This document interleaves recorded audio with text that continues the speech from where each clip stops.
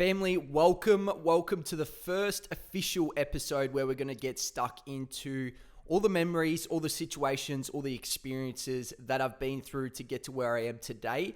I just want to come off and say first up that obviously I've got a lot of experiences to go through yet. I can only say what I've experienced from the 23 years that I've been on this earth and probably the 15 that I actually remember. So I'm not a know-it-all. It's not what I'm trying to put across through this podcast. I'm purely putting across my experiences that I've been through, talking about how I got through those experiences, and hopefully I can inspire, whether you're 12, 15, 18, 25, whatever the age, hopefully I can inspire you in some way and give you some little insight into what I've been through and how I got through it. So I just wanted to put that out there first up before we got into the episode. But today, what I wanted to speak about was where it all started for me. All right, my first memories of football, I probably only really remember when I got into year one and I got asked to go into the year two football program. Okay, so that's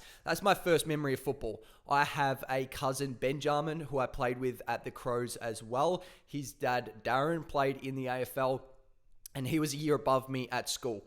He also had a really good friend in Louis Williams, who was the son of Mark Williams, who was coaching Port Adelaide at the time, coached them through their premiership as well. So the school that we were at had a fair bit of football pedigree throughout the school with the young kids that was around us. So that's where it all started for me. I remember I was in year one.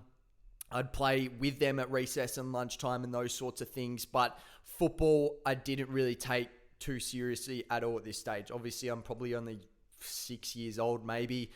Loved all different sports, but that's the first memory that I remember was going out to one of their football trainings, and I remember I was shit scared. Obviously, when you're going through primary school, you have your year level, and if you talk to people above your year level or below your year level, it's quite intimidating because age is such a big difference at that time. When you get older, people are 27, you have friends that are 20, and it doesn't make any difference at all. My mum and dad are 4 years apart, which when you look back at a primary school age, if you go, oh, year 6 and a year 2 are dating, it's a massive difference, obviously, but as you get older, it doesn't make any difference at all. So I was shit scared, is what I'm trying to say. But got through the training session, don't really remember too many bits and pieces. Just remember the first training session. I was really intimidated, really nervous. And then I went into year two, up against the year threes. All right. So the older you get, the probably more difference that you have between each other with growth spurts and all that maturity, all that sort of stuff. And one of the most significant training sessions that I do remember, at the end of the training session, Choco went around and asked what did people learn? All right. And I don't think anyone put their hand up. And I remember him singling out a few people. One of them was me. And he goes, oh, so you knew what the switch kick was, did you? Switch kick is where basically you have the football, switch it across the other side of the ground laterally, and then move forward. And obviously year three, I didn't really know anything at the time.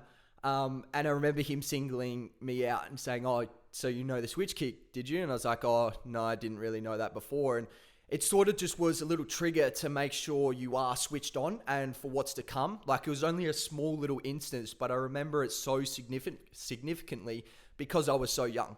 All right. And that's sort of where my football journey started. And I was lucky in a sense to have so many elite people around me. Choco coached 2004 Port Adelaide Premiership team.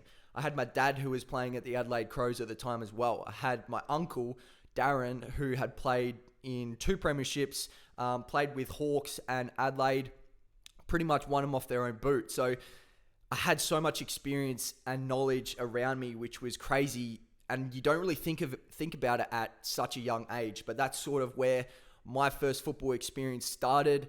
I had another, not encounter, but another like sort of situation with Choco as well.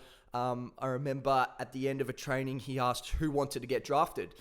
Most people put their hand up, all right? I put my hand up. I think I was a little bit older at this time as well. I think I was maybe year 4 or 5. and he asked who want to get drafted, put my hand up, and then he asked who thinks they will get drafted. I don't think many people put their hand up, maybe a couple, but I certainly didn't. I was against older boys. I just wanted to sort of put my head down, work hard. That was about it, have a bit of fun. And then he come up to me after the session and says, so you don't think you're going to get drafted? And I said, oh, well, I'm not really sure. Like, I would like to, but I don't know. And he said, I think you will. And he said, I'm pretty sure I remember him saying, if you stay on the path, you keep working hard, you listen to your dad, you will get drafted. And that was a really, really cool feeling for me. Obviously, being year 4 or 5, I think, what age would I have been? Maybe 9 or 10-ish, around that age, maybe 8. Which, yeah, it's a pretty cool feeling to have someone of that caliber tell you that sort of stuff. And it really sticks in my mind.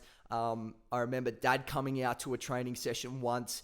It was on the verge of his 300th, it was his 300th game that he was going to play in that weekend. Dad come out to a training session. Choco were in the gymnasium on a basketball court, and Choco asked him, I'm literally getting like goosebumps on my legs right now. He asked him to kick the football in from half court to show that he was a superstar, as Choco would call him. And they're like enemies at this point. Well, not enemies, but they know each other. They're good mates. They get along well. But obviously they play against each other over the weekends with Choco coaching. Asked him to kick it in the basketball ring to see how good he actually was. Everyone was watching. The whole football team was in there. First shot, Dad gets it in. Everyone goes absolutely nuts, and it was just crazy to see. And just those little experiences are really cool, and a cool insight, because those are stories you don't really tell anyone. They don't come up in conversations, but I just think it's a really cool experience to share, because not many people get that insight. And the people that were around me at that time, people that were my cousin's friends and saw that, I feel like it would stick in their mind as well. Maybe not, I don't know, but those were sort of the first memories, instances. And I remember rocking up to my first game as well, actually. Take it back, I probably should have said this before, but my first game that I rocked up to, again, I think I was playing in my cousin's team. I would have been year 1 or year 2 at this stage. I was crying, I was embarrassed, I was nervous, I was anxious.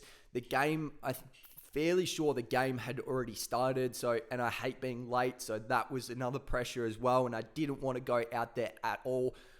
I remember the oval we were playing at, like, if I saw it today, I would know, but I can't tell you the name of the oval. It was just that visual memory.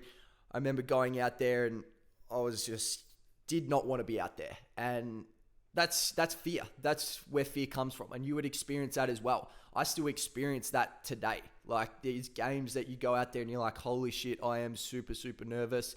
When there's grand finals on the line and things like that, there's fear there, all right? It happens to everyone, but from this podcast, I want you to take away that fear is just a barrier. The best way to get through that fear is to literally just do it. You're not going to take the expectation away of performing really well, but grab the experience, take that experience away and use it for next time. The only way you're going to be able to break barriers of fear is actually doing what is necessary to be able to get to the other side, right? Because if you never push that barrier, you're never going to increase that level of fear that you have, or what's the word? I can't think of the word, the baseline kind of. Say your baseline of fear is here, and where you need to get to is up here. The only way of getting there is pushing through that initial barrier of fear. Yes, you're going to be embarrassed during it. Yes, you're going to have anxiety. You're going to be thinking about what other people think of you. But if you can push past that initial stage and then get to the other side, in 2, 3, 4 years' time, you're going to look back on that experience and go, wow, I needed that. I needed to push through that to get to the other side, to get to where I am today. So that is my advice to you. Have as much self-confidence, as much self-belief and trust as possible, but take the experience away, because you're never always going to be fully confident, fully trusting yourself. I have goals at the moment that hey, I don't know if I'm going to get there. Like, I want to get there and I'm putting myself out there to get there. But there's a level of fear that if I don't get there, what are people going to say? All right. But if you can push past that, take the experience and use it for later on in life, you're going to go a long, long way. So those are a couple of my first initial experiences around football, how I was introduced to football. I played a lot of different sports growing up as well. Played tennis. Tennis was the main one. Basketball we played cricket. We did a little bit golf lessons as well. Like, we did a lot of different sports growing up, and obviously during PE throughout primary school, those sorts of things. And I was fairly gifted in terms of that. As you get older, you start to focus on different things, but those were my first experiences of playing football. So hopefully you got a little bit of out of that. The number one thing that I want you to take away is breaking through that initial barrier of fear. Just do it, take the experience away, and use it for later on in life. It's harder doing and taking action than just saying it. But if you can do it, you're going to go a long, long way. Stay fearless.